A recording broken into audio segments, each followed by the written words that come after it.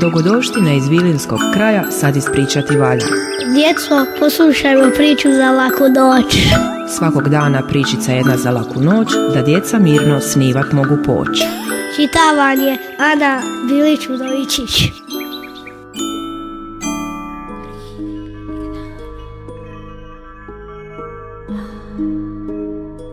Priča o dva kamenčića.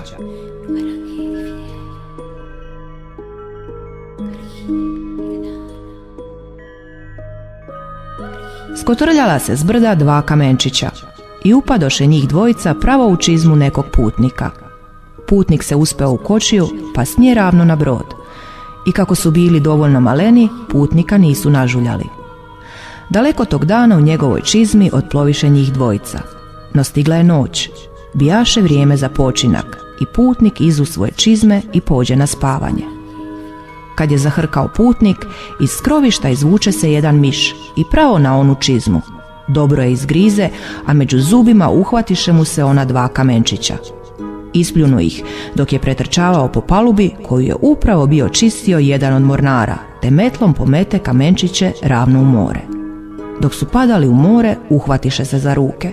Jao nama, braco, zajauče jedan. Ne brini se, dok god smo zajedno ništa nam se strašno ne može dogoditi. Pokušavao ga je utješiti drugi. Ali braco, mi nismo morski kamenčići ili riječni obluci. Mi smo pravo pravcato brdsko kamenje. Taman to izusti i dotaknuše dno. Dno se protrese, morska voda malko uzburka i nekakva rupa se otvori pod njima. I njih dvojica pravo u nju. Rupa se potom zatvori. Tama je bila posvuda. Kamenčići se još više stisnuše jedan uz drugog. Bili su presravljeni. Ne plašite se, malci, od sada se ja brinem za vas. Dok god sam ja živa, vi ćete biti sa mnom. Kod mene ćete uvijek imati topao dom. Zaječi glas svud oko njih. Tko to govori? Jedan će jedva čujno od straha.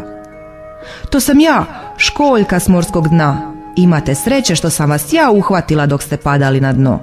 Što bi bilo da vas je među zubima uhvatila strašna murina? U prah bi vas samo jednim zagrizom pretvorila.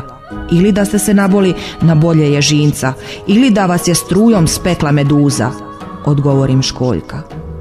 Ubrzo se kamenčići naviknuše na svoj novi dom. Školjka ih je pazila kao nitko dosad. Milovala ih i mazila, tepala im i pjevala.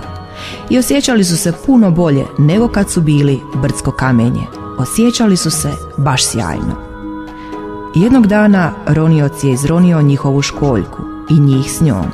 Izvadio ih je i nanizao s ostalima na ogrlicu koju je poklonio svojoj Dragani. Kamenčići su tek tad shvatili da su postali najsjajniji biseri. Tekst čitala Ana Bilić Udovičić, audioprodukcija Nikola Balvan.